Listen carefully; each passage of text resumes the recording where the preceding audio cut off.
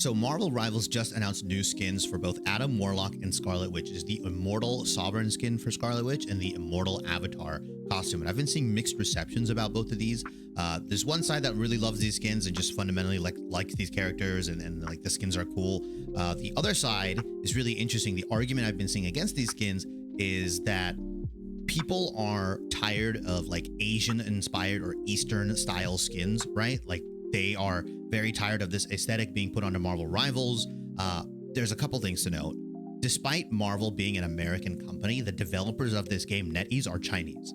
They are going to make Eastern or Asian inspired skins, or they're going to maybe potentially trend towards that a little bit more, especially because these kinds of skins tend to do very well globally, right? If you look at games like League of Legends or other games that are popular in Korea and China, Eastern styled or Asian inspired skins or that aesthetic sells very, very well globally and sells very, very well in some of the biggest markets, aka Korea and China. So I'm not surprised that we are getting a bunch of Asian inspired skins, or we're getting consistent Asian inspired skins, because this game is gaining traction in China and Korea. You already have like pro organizations picking up players, and that's really good for Korean involvement. And then China as well, with how big this game is, because it's NetEase, they already have the in with the Chinese community in terms of getting this game out and pushing it to cafes.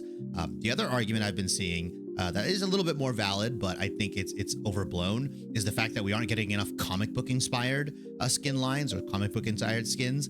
I would say the NetEase has done a pretty good job giving us comic inspired skin lines or skins in general. Fantastic Four each respectively got comic book inspired skins. I think Emma Frost got a comic book inspired skin. Obviously, you also have to realize that they need to release original skins as well. They can't just pull consistently from the comic book line, and they have to release original design skins, which I think are very cool. Some of the original design stuff is very, very interesting. It brings characters into a new light. You've also got stuff like the MCU skin line to contend with, right? With Multiverse of Madness, Spider-Man getting some stuff. They're also pulling skins from other games. I mean, Spider-Man got like his amazing Spider-Man 2 skin, right? The video game from that one. I think there's so much to contend with that I think NetEase needs to kind of set themselves apart in skins in regards to the original designs. But I think the complaint that we're not getting enough comic book skin lines, I think that's false. I think that's like very fake outrage, because if you look, a lot of the skins, it'll show you where they came from and which comic they came from. And sometimes they just don't sell well. Other times they're not consistently like epic or legendary skins, right? Sometimes they're just rare skins. But I want to know what you guys think of these two new skins that both Adam Warlock and Scarlet Witch got.